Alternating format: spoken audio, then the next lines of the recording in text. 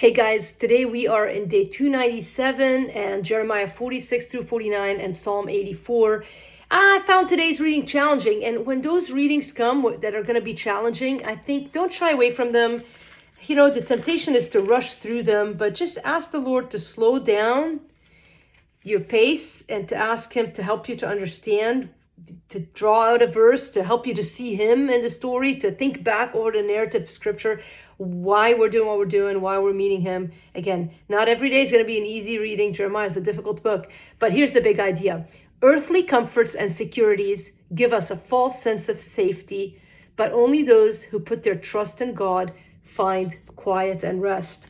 The entire premise of judgment for the people of Israel and for the surrounding nations has been that they refuse to trust God. Ultimately, that's the biggest problem of man. God has told us His ways, and we either choose to trust Him or we don't. And now we know the way of God is Christ, and looking forward to that in the Old Testament and looking backward to it in the New Testament. Right now we know that Christ has come, and so do you trust Him or not? And if you don't trust Him, you got nothing to stand on. And the people of Israel soon found that out. They were taken away by the Babylonians, and then all of the nations surrounding them were going to suffer judgment as well.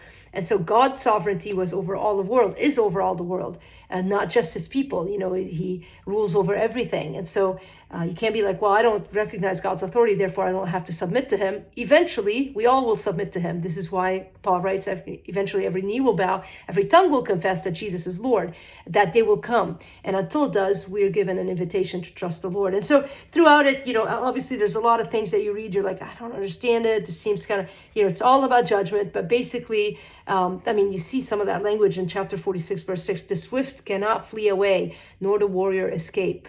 They think they're strong, not that strong.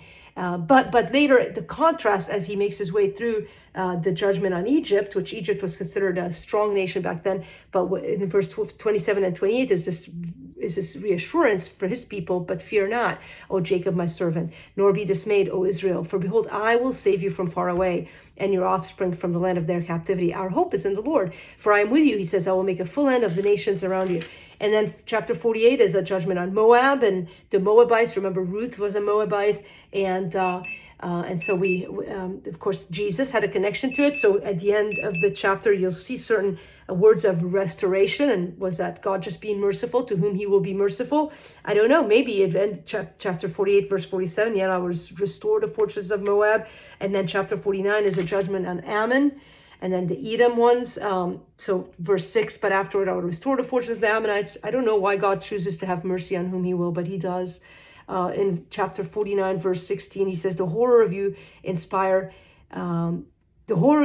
has deceived you, and the pride of your heart, you who live in the clefts of the rock, who hold the height of the hill. You think if you live in the cleft of the rock, you're going to be safe from the Lord's judgment, and it's not true. You know, God's eyes are over everything. And so this is not meant to scare us, but to draw us to Him, to hide in His cleft, the only cleft of safety, which is Jesus, the place of protection. And so are you trusting in God today? And if not, why not?